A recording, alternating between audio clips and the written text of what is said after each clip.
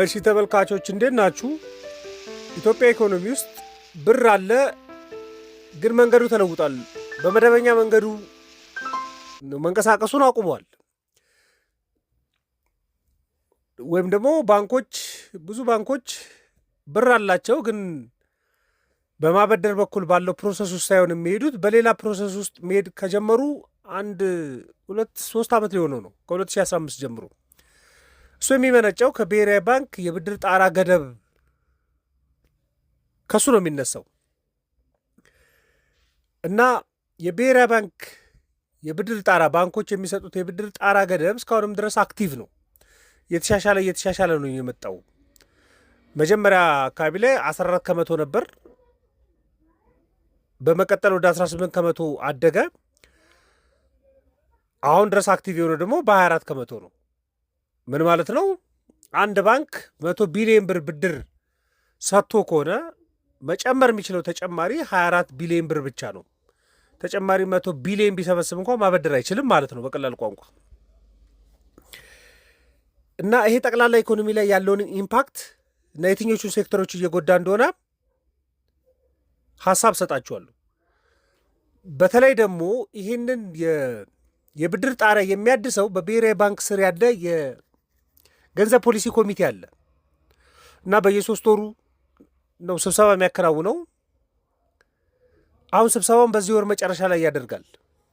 ስለዚህ ይህንን የብድር ጣሪያ ያነሳል አያነሳም የሚለውን በዛውም ሀሳብ ለመስጠት ስለሚጠቅመን ነው።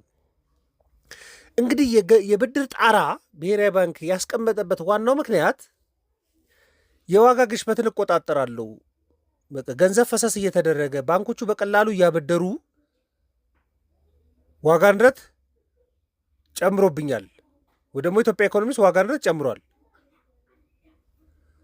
ስለዚህ የገንዘብ ፈሰስ አንዱ የሚወጣው በባንኮች በኩል በብድር ነው። ስለዚህ ባንኮች ብዙ እንዳያበድሩ መከለክላቸው ከሆነ ብዙ ገንዘብ ፈሰስ አይደረግም፣ ዋጋ ንረት ይቀንሳል ከሚል ነው አንድ። ሁለተኛው የፋይናንስ ስርዓቱን ጤነኛ ለማድረግም ይፈልጋል። በቃ ባልተናበበ መልኩ ዝም ብሎ በገፍ የሚወጣውን ብድር ጤነኛ የሆነ እንዲሆን ለማድረግ እሱን ስራ መስራት ይፈልጋል። ግን ይሄ የሚያከናውነው ነገር ሌሎችም ጉዳዮች አሉበት። በቃ አስተዳደራዊ ገደብ ነው የጣለው። ግን ባንኮቹ በጣም የሚፈልጉትን ገንዘብ እያጡ ነው። ብዙ ሴክተሮችም እንዲጎዱ እየሆኑ ነው። እሱ ብቻ አይደለም፣ ገደብ ማስቀመጡ ብቻ ሳይሆን በተለያዩ ምክንያቶችም ደግሞ ይሰበስበዋል ብሩን። ብሔራዊ ባንክ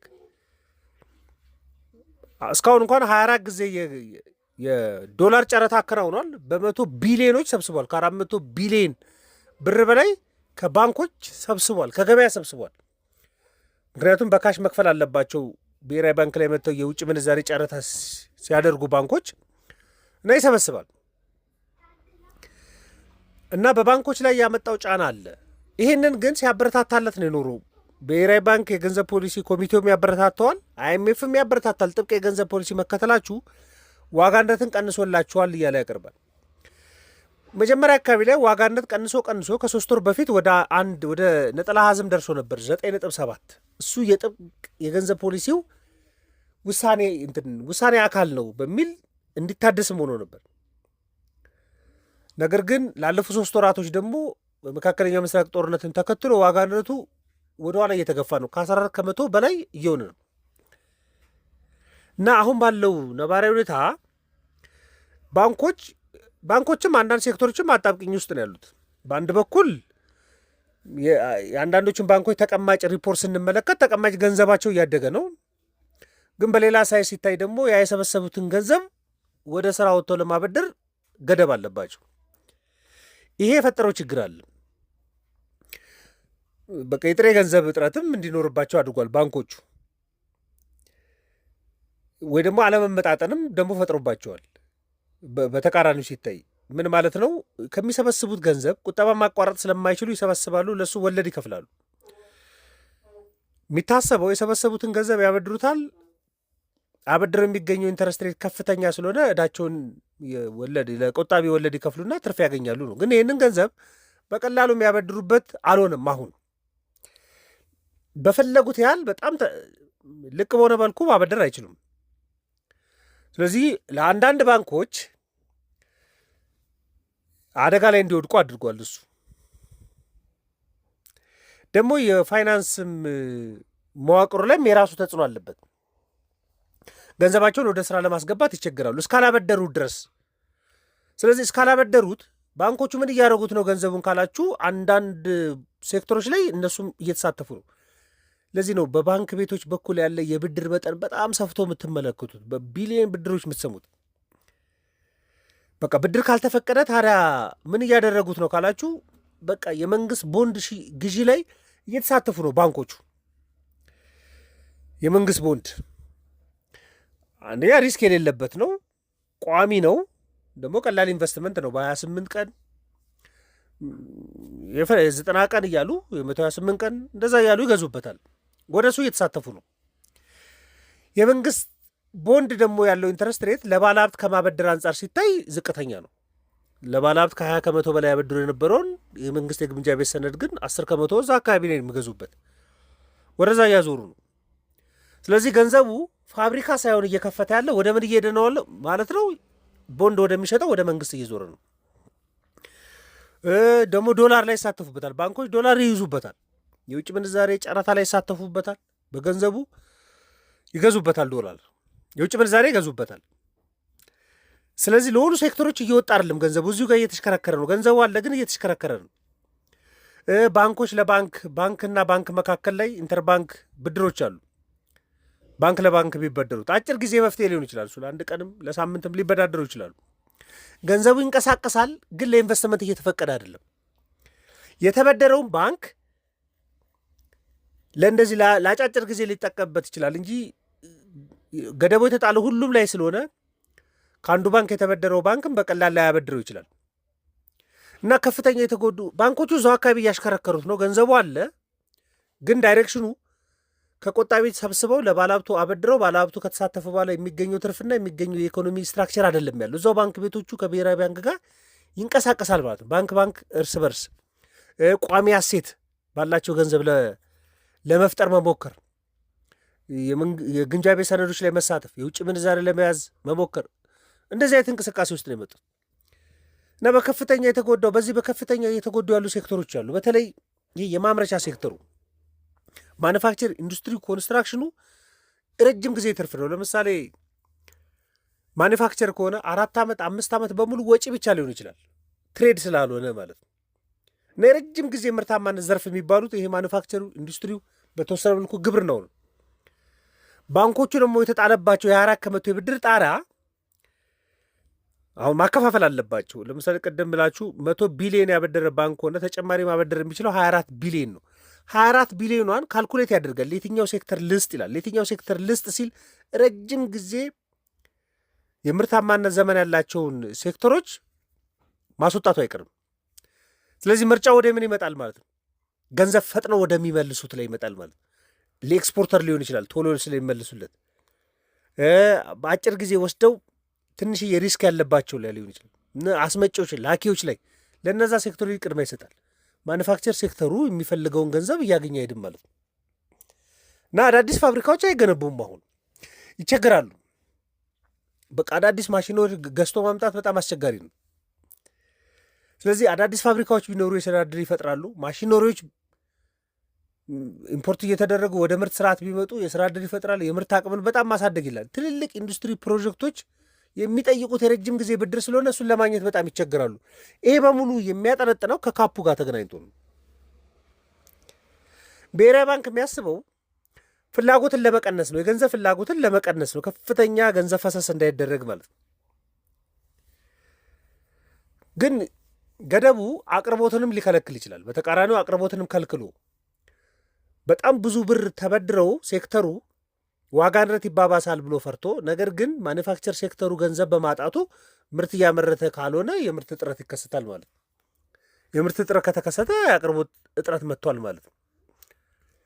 ስለዚህ ተቃራኒ ኢምፓክት እያመጣ እንደሆነ መመርመር አለበት ብሔራዊ ባንክ። ለምሳሌ አንድ ፋብሪካ ጨርቃጨር ፋብሪካ ሊሆን ይችላል፣ የሆነ ፋብሪካ ሊሆን ይችላል። 50 ሚሊዮን ብር እፈልጋለሁ ብሎ ብድር ጠይቆ ማግኘት የማይችል ከሆነ ደንበኛ የሆነባቸው ባንኮች ላይ ካፑን ስለዘለሉ ወይ ደግሞ ካፑን ፈርተው ለአጫጭር ሴክተሮች እየሰጡ ከሆነ ይሄ ፋብሪካ ላይቋቋም ይችላል፣ ተጨማሪ ሰራተኛ ላይቀጥር ይችላል፣ ተጨማሪ ምርት ላያመጣ ይችላል ማለት ነው። ምናልባት ኤክስፖርት ላይ ያለ ሴክተር ደግሞ ከሆነ የውጭ ምንዛሬ ግኝትንም ሊያሳጣ ይችላል። ታዲያ ብሔራዊ ባንክ አሁን ምን ማድረግ አለበት ነው? ቀጥሎም ያለው በዚህ ወር መጨረሻ ላይ የሚኖረው የገንዘብ ኮሚቴ መመልከትም አለበት ብዬ ማስባቸው ነጥቦች አሉ።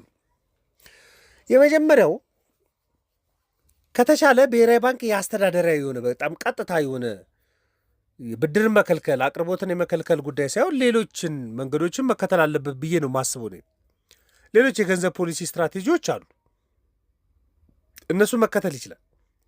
ለምሳሌ የብሔራዊ ባንክ አሁንም ብሔራዊ ባንክ የሚከተለው የወለድ ተመን ስርዓትን ይከተላል። 15 ከመቶ ምን ማለት ነው? አንድ ባንክ ብድግ ብሎ ከብሔራዊ ባንክ መበደር ቢፈልግ 15 ከመቶ ወለድ ይታሰብበታል። ይቺ 15 ከመቶ ከፍ ስትል የመበደር ወጪ ከፍ ስለሚልበት ብዙ አይበደርም ማለት ነው። ዝቅ ስትለት ቀለል ስለሚል ብዙ ይበደራል። ማኔጅ ማድረጊያ ስልት ነች። እሷ ለመቆጣጠር ነች። አታበድሩ ከማለት ይልቅ ከብሔራዊ ባንክ ምንጭ የሚወስዱትን ያዝ ማድረግ ማለት ነው። ይህንን በደንብ አጠንክሮ ቢሰራ ነው የተሻለ የሚሆነው። ይሄ የተወሰነ የተከላከለው ነገር አለ። ነገር ግን ለአጭር ጊዜ መፍትሄ ይሆናል እንጂ ካፖች ረጅም ጊዜ እየቆየ ከመጣ ዋና ዋና የሚባሉ ሴክተሮች በገንዘብ እጦት ምክንያት ኢኮኖሚ ውስጥ ያላቸው ተሳትፎ እንዲቀንስ ሊያደርግ ይችላል። ወይም ደግሞ በአማራጭነት ብሔራዊ ባንክ ወደ ተመረጡ ሴክተሮች መምጣት ደግሞ አለበት። ቀይ ብድር ጣራ ሲቀመጥ ለኢምፖርተሩም ነው እየሰራ ያለው፣ ቤት ለሚገዛውም ሰውዬ ነው እየሰራ ያለው፣ ለፋብሪካውም ነው እየሰራ ያለው፣ ለግብርናውም ነው፣ ለሁሉም እየሰራ ነው ያለው። እንደ ድጎማ ቁጠሩት። የነዳጅ ድጎማ ሁሉንም ነው፣ የኤምባሲ መኪናውንም ባሱን ነው እኩል ሲደጉም የኖረው። ስለዚህ ድጎማ ስርዓት ይኑረው የሚል ክርክር ይነሳ የነበረ ይዘንግ አሁንም አታበድሩ ሲባል ሁሉም ሴክተር ላይ ነው አፕላይ እየተደረገ ያለውና እየለዩ በቃ ዋጋነት ላይ ኢምፓክት ያላቸውን፣ ኤክስፖርት ላይ ኢምፓክት ያለውን፣ የስራ ዕድል ላይ ኢምፓክት ያለውን እንደ ግብርና ሴክተሮች፣ ማኑፋክቸር ሴክተሮችን ከዚህ ገደብ ማስወጣት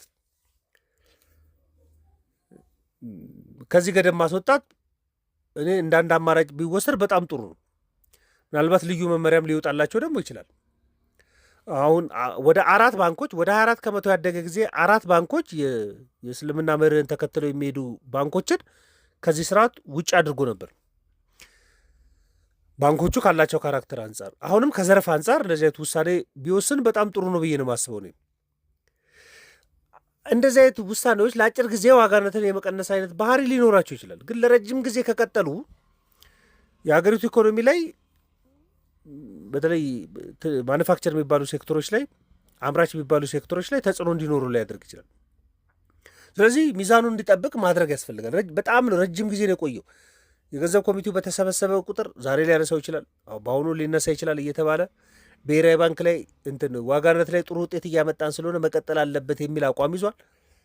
አይኤምኤፍም ጥብቅ የገንዘብ ፖሊሲው ውጤት እያመጣላችሁ ስለሆነ በዛ መቀጠል አለበት የሚል ምክንያት ያመጣል። በተለይ ደግሞ አሁን የመካከለኛ ምስራቅ ጦርነት ኖሮ ብዙ ሴክተሮች እየተጎዱ ባለበት ውስጥ የብር እጥረትም ደግሞ ተጨማሪ ችግር እንዳይሆን በሌሎቹ ስትራቴጂዎች ማኔጅ ቢያደርግ ጥሩ ነው ብዬ ነው እኔ የማስበው።